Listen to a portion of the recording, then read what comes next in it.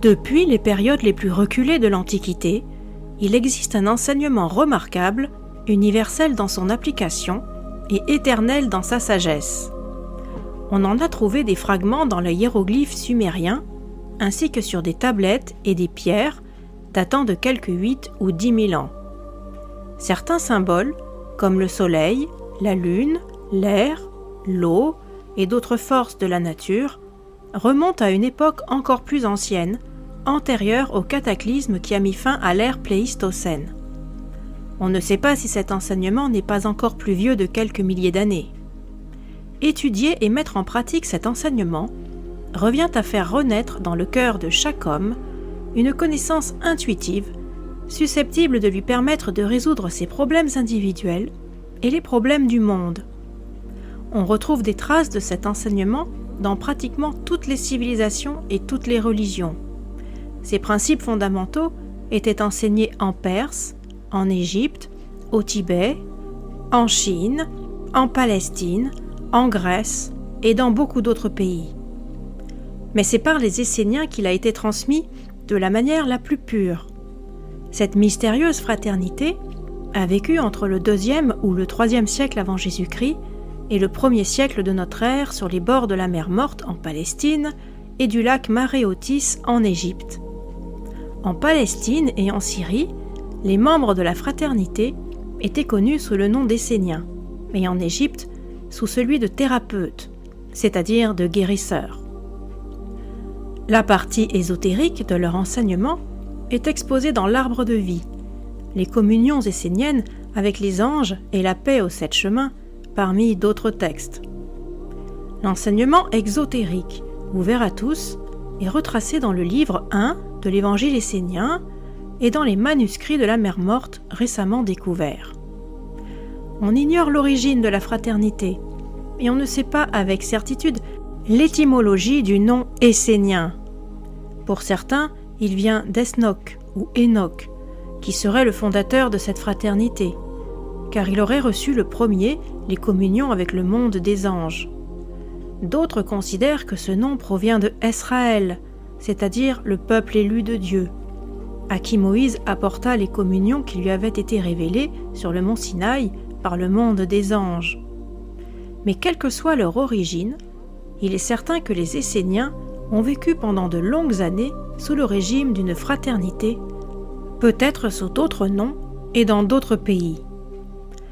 L'enseignement se retrouve dans le Zend Avesta de Zarathustra, qui en tira un modèle de comportement suivi pendant des millénaires. Il est aussi à l'origine des concepts fondamentaux du brahmanisme, des Védas et des Upanishads.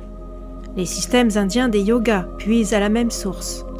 Plus tard, Bouddha exprima essentiellement les mêmes idées, et son arbre sacré du Bodhi est lié à l'arbre de vie des Esséniens. Au Tibet, on retrouve encore la filiation de cet enseignement dans la roue de la vie tibétaine. Les pythagoriciens et les stoïciens de la Grèce antique suivirent aussi les principes et une bonne partie du mode de vie essénien.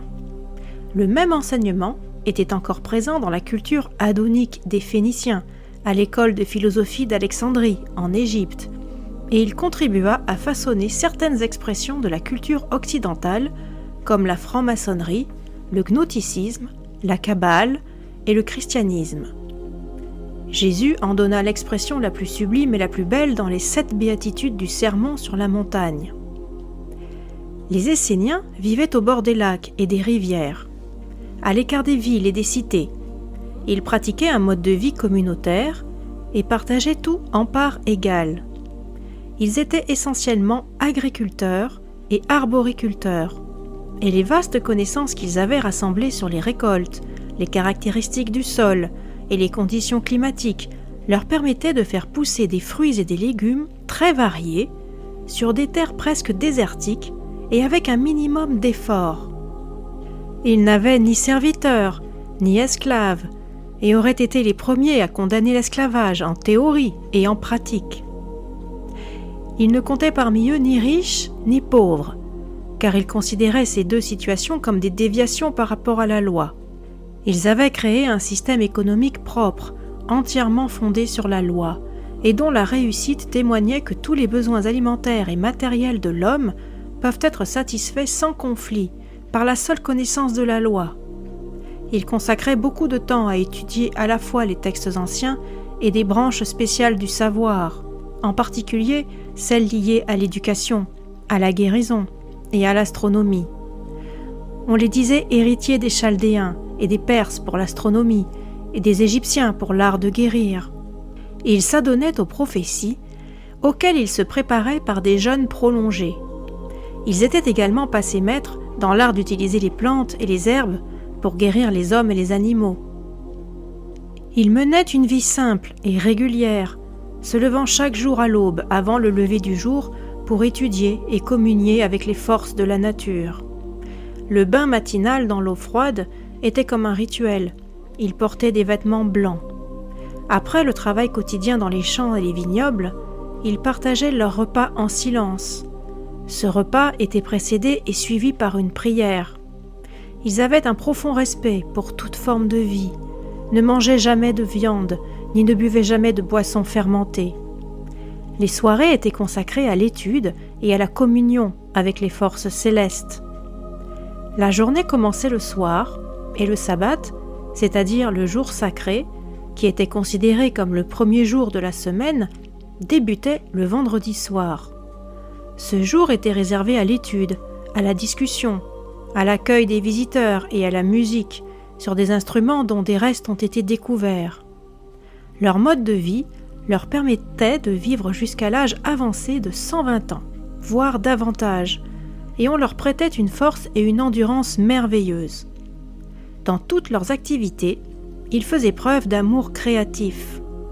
Ils envoyèrent de par le monde des guérisseurs et des maîtres issus de leur groupe, tels Elijah, Jean-Baptiste, Jean le Bien-Aimé et le grand maître essénien que fut Jésus. L'appartenance à la fraternité n'était acquise qu'après une période d'essai d'1 an et 3 ans d'initiation. Ils n'étaient admis à recevoir la révélation intérieure intégrale qu'après une autre période de 7 années. Nous connaissons le mode de vie des Esséniens parce qu'en ont écrit leurs contemporains. Pline, le naturaliste romain, Philon, le philosophe d'Alexandrie, Joseph, l'historien de Rome, Solanus et bien d'autres en ont fait mention à bien des endroits, comme formant une race en eux-mêmes, plus remarquable que tout autre au monde, comme les initiés les plus anciens, dont l'enseignement était venu d'Asie centrale, comme un enseignement maintenu à travers l'immense espace du temps, comme une sainteté constante et inaltérable. Une partie de l'enseignement ouvert à tous est contenue dans un texte rédigé en araméen, conservé au Vatican. Une autre partie de cet enseignement exotérique, cette fois exprimé en langue slavique, était en possession des Habsbourg d'Autriche. Ces documents auraient été rapportés d'Asie au XIIIe siècle par des prêtres nestoriens qui fuyaient les hordes de Gengis Khan. Des échos de cet enseignement existent aujourd'hui sous diverses formes, dans certains rituels de l'ordre maçonnique, dans le symbole du chandelier aux 7 branches, dans le salut « La paix soit avec vous », en usage depuis l'époque de Moïse, et même dans les 7 jours de la semaine qui ont perdu depuis bien longtemps leur signification rituelle.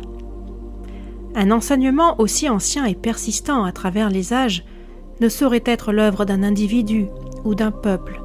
C'est bien plutôt l'interprétation, à travers une succession de grands maîtres, de la loi de l'univers, la loi fondamentale, aussi éternelle et immuable que la course des étoiles, identique aujourd'hui à ce qu'elle était il y a 2 ou 3 000 ans, et toujours applicable aujourd'hui.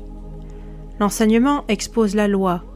Il montre que l'homme se crée toutes sortes de problèmes quand il s'en détourne et indique la méthode à suivre pour les surmonter.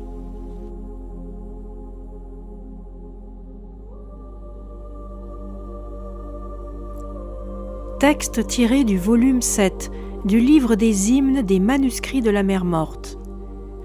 Tu m'as fait connaître tes secrets profonds et mystérieux. Toutes les choses existent par toi, et il n'existe rien en dehors de toi.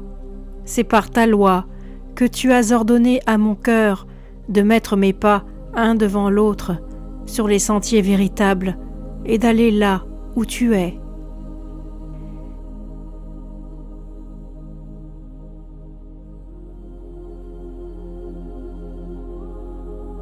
Texte tiré du manuel de discipline des manuscrits de la Mer Morte. La loi a été plantée pour récompenser les enfants de la lumière par une paix curative et abondante, par une longue vie, par des semences riches de bénédictions éternelles, par une joie éternelle dans l'immortalité de la lumière éternelle.